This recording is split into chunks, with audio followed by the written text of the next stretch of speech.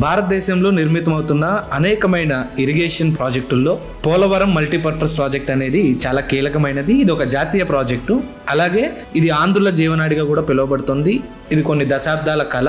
తాగు, సాగు, అలాగే పవర్ జనరేషన్ కూడా ఈ ప్రాజెక్టు వల్ల మల్టీపర్పస్ ఉపయోగాలు అనేవి ఉన్నాయి. దీని నిర్మాణం అనేది కూడా ఇంజనీరింగ్ ఒక అద్భుతం అనే మనం చెప్పాలి. జరుగుతున్న నిర్మాణ పనులేంటి, ఎంతవరకు వర్క్ పూర్తి అనేది మనం చూద్దాం. మనం ఈ ప్రాజెక్టు వివరాల్లోకి వెళ్తే కనుక ప్రధానంగా ఏ డ్యామ్ అయినా నదీ ప్రవాహం మీద అడ్డుకట్ట వేసి ఆ నీటికి అడ్డం వేయడానికి డ్యామ్ అనేది నిర్మిస్తారు.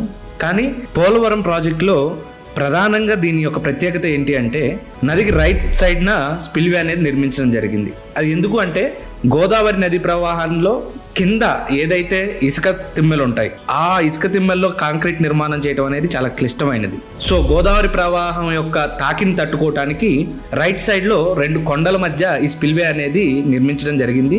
ఇది ప్రపంచంలోనే అతిపెద్ద ఫ్లడ్ డిశ్చార్జ్ కెపాసిటీ కలిగినటువంటి స్పిల్వే. అయితే ఈ స్పిల్వేలోకి గోదావరి నదిని సుమారుగా 2100 మీటర్లు డైవర్షన్ అయితే చేయటం జరిగింది. ఈ స్పిల్వేలో నుంచి ఒరిజినల్ నది గోదావరి ప్రవాహం నుంచి స్పిల్వేలోకి రావడానికి నదిని అయితే మళ్లించడం జరిగింది. ఇది 1118 మీటర్ల కాంక్రీట్ స్ట్రక్చరు. దీంట్లో 48 హైడ్రాలిక్ రేడియల్ గేట్స్ అనేది అమర్చడం జరిగింది. అండ్ ఇది ప్రపంచంలోనే అతిపెద్ద ఫ్లడ్ డిశ్చార్జ్ స్పిల్వే. అధికంగా 50 లక్షల క్యూసెక్లు ఫ్లడ్ డిశ్చార్జ్ చేసే కెపాసిటీ ఈ స్పిల్వేకే ఉంది.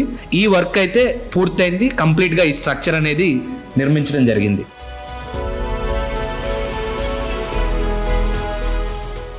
స్పిల్వే నుంచి మనం ముందుకు లెఫ్ట్ సైడ్కి వెళ్తున్నట్లయితే మనకి ఫిష్ ల్యాడర్ అనేది ఒక ప్రత్యేక స్ట్రక్చర్ని మనం నిర్మించడం జరిగింది.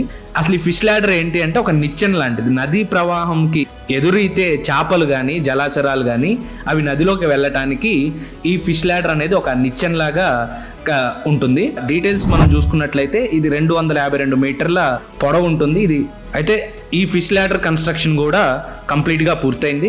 మనం కొంచెం ముందు లెఫ్ట్ సైడ్కి వెళ్ళే కొద్దీ మనకి ఇక్కడ గ్యాప్ 3 ఒక కాంక్రీట్ డ్యామ్ అనేది ఇక్కడ నిర్మించడం జరిగింది. ఇది 153.5 మీటర్ల కాంక్రీట్ గ్రావిటీ డ్యాము. ఈ నిర్మాణం అయితే స్పిల్వేకి ఈసీఆర్ఎఫ్కి మధ్య కనెక్టివిటీగా ఉపయోగపడుతుంది. దీని నిర్మాణం కూడా పూర్తి చేశాము. గ్యాప్ 3 నుంచి మనం ముందుకు వెళ్ళితే లెఫ్ట్ సైడ్కి వెళ్ళినప్పుడు మనకి 2 డ్యామ్లు అనేవి కనపడతా ఉంటాయి. ఈ కట్టడాలు ఏంటంటే upper coffer dam, lower coffer dam అని అంటారు. ఈ రెండింటి నిర్మాణం ఎందుకు జరిగిందంటే ఈ ప్రాజెక్టులో ప్రధానమైనటువంటి earth cum rock fill dam నిర్మాణం కోసం దాని పనులు చేయడానికి ఆ స్పేస్ క్రియేట్ చేయడానికి ఈ upper copper dam, lower coffer dam అనేది నిర్మించడం జరిగింది. ప్రధానంగా మనం అప్పర్ కాఫర్ డ్యామ్ గురించి ఇప్పుడు చూసుకున్నట్లయితే ఇది 2480 మీటర్ల పొడవులో ఈ డ్యామ్ అనేది నిర్మించడం జరిగింది. ఇది 42.5 మీటర్ల ఎత్తు కలిగి ఉంది. లోయర్ కాఫర్ డ్యామ్ చూసుకున్నట్లయితే ఇది 1600 మీటర్ల పొడవు కలిగినటువంటి స్ట్రక్చరు. 30.5 మీటర్ల ఎత్తులో దీన్ని నిర్మించడం అనేది జరిగింది. ఇవి తాత్కాలికమైనటువంటి స్ట్రక్చరు. ఈసీఆర్ఎఫ్ నిర్మాణం జరిగినప్పుడు పూర్తయినప్పుడు ఈ 2 డ్యాములు కూడా తొలగించడం జరుగుతుంది. ఈ upper copper dam, lower copper dam ఈ రెండింటి మధ్యలో నిర్మితమవుతున్న ప్రాజెక్టుకి అతి కీలకమైన నిర్మాణం ఏదైనా ఉంది అంటే earth cum rock fill dam. దీంట్లో ప్రధానమైనది గ్యాప్ 2. ఇప్పుడు ప్రస్తుతం గ్యాప్ 2లో పనులు చురుగ్గా నడుస్తూ ఉన్నాయి.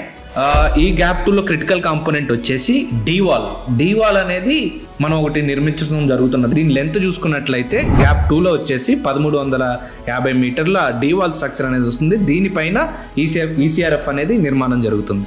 ఈ గ్యాప్ 2లో ఈసీఆర్ఎఫ్ పూర్తి నిర్మాణం వచ్చేసి 1750 మీటర్ల పొడవులో ఈ నిర్మాణం అనేది జరుగుతుంది.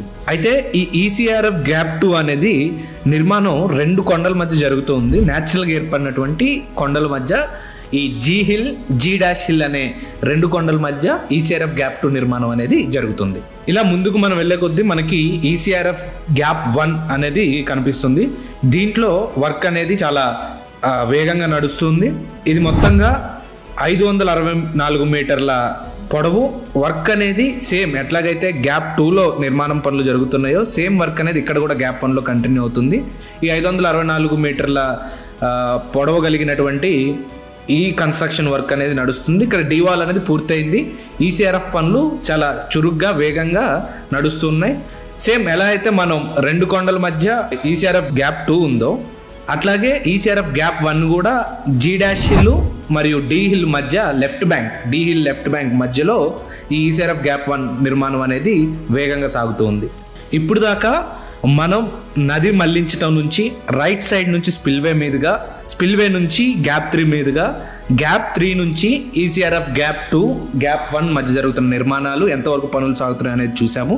ఇక లెఫ్ట్ సైడ్కి ముందుకు వెళ్ళే కొద్దీ మనకి ఒక అద్భుతమైన ఒక స్ట్రక్చర్ అనేది ప్రధానమైనది నిర్మితం అవుతుంది. అది ఏంటి అంటే హైడ్రో పవర్ ప్రాజెక్టు.